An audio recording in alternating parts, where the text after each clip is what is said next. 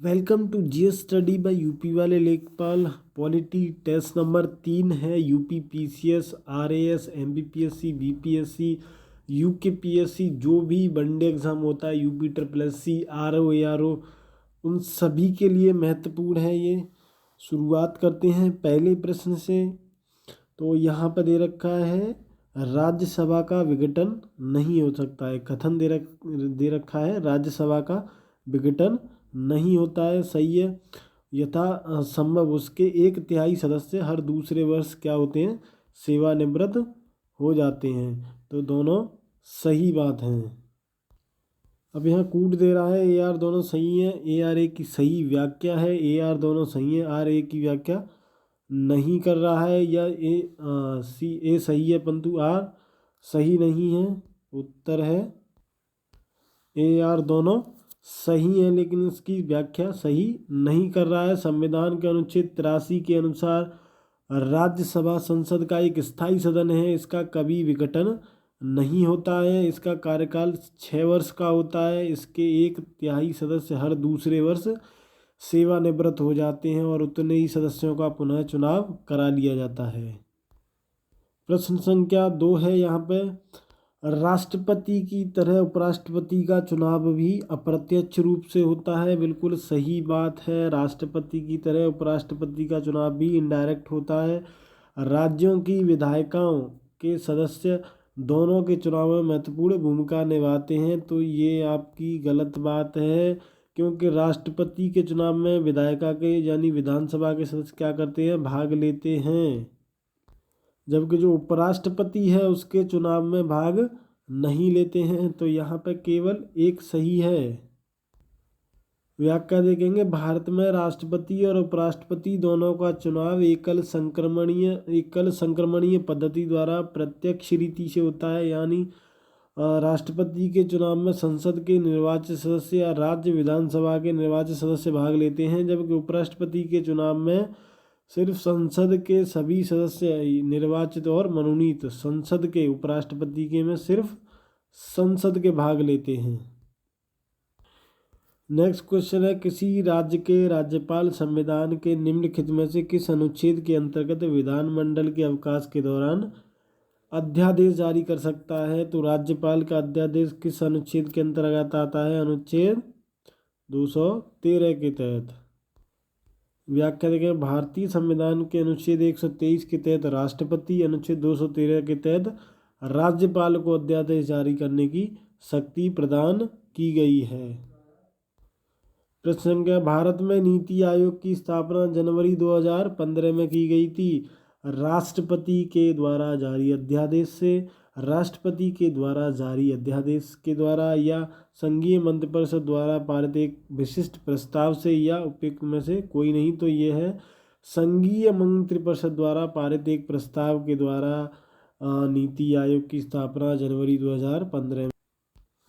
व्याख्या देखें, भारत में नीति आयोग की स्थापना जनवरी 2015 में पूर्व में स्थापित योजना आयोग के स्थान पर किया गया है। ये गैर संवैधानिक संस्था है। इसकी स्थापना संघीय मंत्रिपरिषद द्वारा विशिष्ट प्रस्ताव से हुआ है।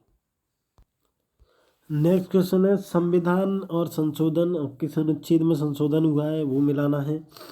तो संविधान में 94वां संविधान संशोधन हुआ है, 2009 95वां संविधान संशोधन, 2009 96वां, 2011 103वां, 2019 में मिलाना है। तो संविधान 94वां 2009 में हुआ है, तो वो हुआ है आपका अनुच्छेद 334 में, और 95वां हुआ है 164 में।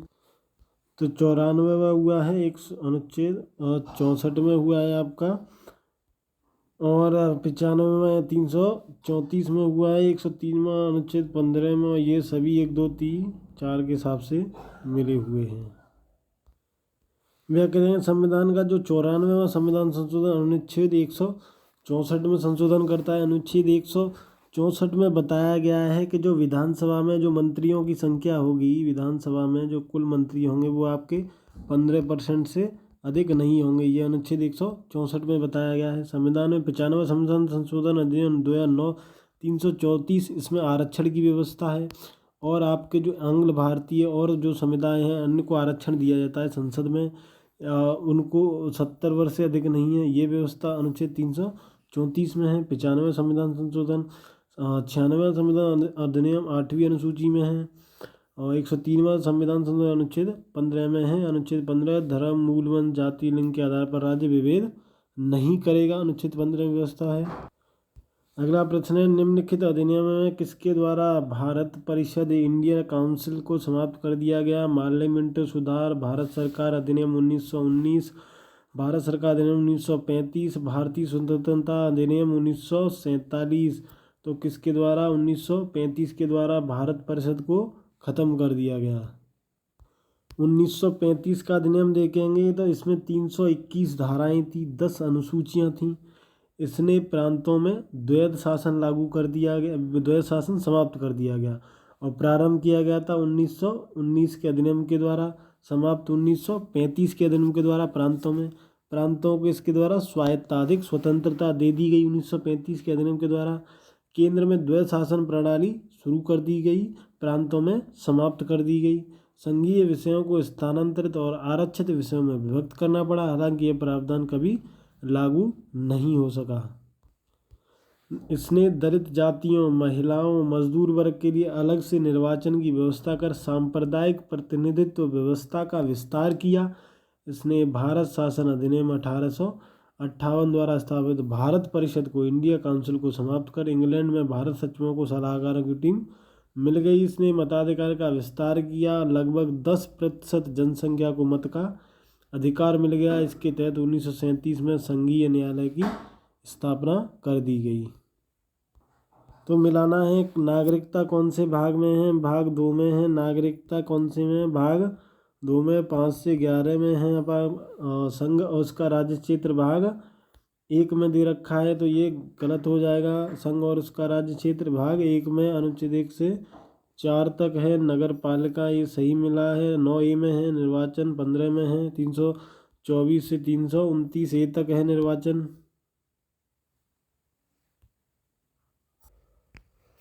भारतीय संविधान में नागरिकता का वर्णन भाग 2 में दे रखा है, 5 से 11। नगर पालिका में भाग 9 में अनुच्छेद 243 त से 6 तक वर्णित है। निर्वाचन भाग 15 324 से 29 तक वर्णित है। संघ राज्य क्षेत्र का वर्णन भाग 1 में दे रखा है। यहाँ संघ राज्य क्षेत्र यूनियन टेरिटरी की बात कर रहा है, हम भाग 1 को समझ गए हैं। तो यहाँ बात करेंगे यूनियन टेरिटरी की बात कर रहा है, तो अनुच्छेद 239 से 242 तक है। जबकि भाग 7वें को क्या कर दिया गया है? निरसित कर दिया गया है 7वें संविधान संशोधन 1956 के द्वारा।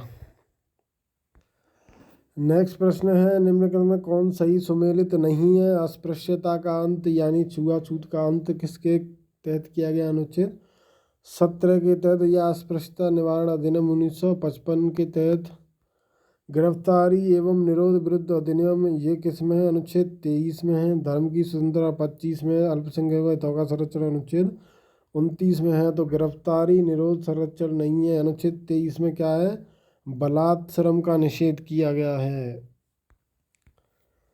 अनुच्छेद 23 अस्पृश्यता, गिरफ्तारी एवं निरोध संरक्षण अनुच्छेद 22 में है। 23 में क्या है? बलात्श्रम, मानव दुर्व्यापार का निषेध किया गया है। राज्य की कार्यपालिका शक्ति का प्रयोग संसद के कानूनों का अनुपालन सुनिश्चित करने के लिए होता है। बिल्कुल सही बात है। अपनी कार्यपालिका शक्तियों का प्रयोग करके भारत सरकार राज्यों को आवश्यक निर्देश देती है और दे सकती है, दोनों सही बातें हैं। राज्य की कार्यपालिका की शक्ति का प्रयोग संसद के कानून तथा राज्यों में लागू कानूनों का अनुपालन सुनिश्चित करने हेतु होता है। वास्तव में राज्य की कार्यपालिका का प्रमुख राज्यपाल होता है, जो मंत्रिपरिषद की सलाह के अनुसार कार्य करता है। भारत सरकार अपनी कार्यपालिकाई शक्तियों का प्रयोग कर राज्य सरकारों को आवश्यक निर्देश दे सकती है। संघ की कार्यपालिका शक्ति राष्ट्रपति में निहित होती है। लास्ट क्वेश्चन है आपका, सर्वोच्च न्यायालय की स्थापना के संबंध में कौन से कथन सही हैं? कलकत्ता में सर्वोच्च न्यायालय की स्थापना 1773 के रेगुलेटिंग एक्ट के द्वारा की गई थी। बिल्कुल सही बात है। इसके मुख्य न्यायाधीश कौन थे? इसके मुख्य न्यायाधीश सर एलिजा इम्पे थे। और बाकी 3 अन्य न्यायाधीश कौन है? Chambers, लेमेस्टर, hide. 1773 के रेगुलेटिंग एक्ट बंगाल में एक उच्चतम न्यायालय की स्थापना की गई। इसे एक मुख्य न्यायाधीश तथा 3 अन्य न्यायाधीश थे। सर एलिजा इम्पे को उच्चतम न्यायालय का मुख्य न्यायाधीश नियुक्त किया गया था। इस न्यायालय को दीवानी, फौजदारी, जल सेना और धार्मिक मामलों में व्यापक अधिकार दिया गया था। पॉलिटी के 10 क्वेश्चन हैं, महत्वपूर्ण प्रश्न है। इनमें से कहीं ना कहीं हर बार किसी न किसी एग्जाम में पूछा जाता है। रिवीजन करके 2 बार क्वेश्चन को रट लीजिएगा। धन्यवाद।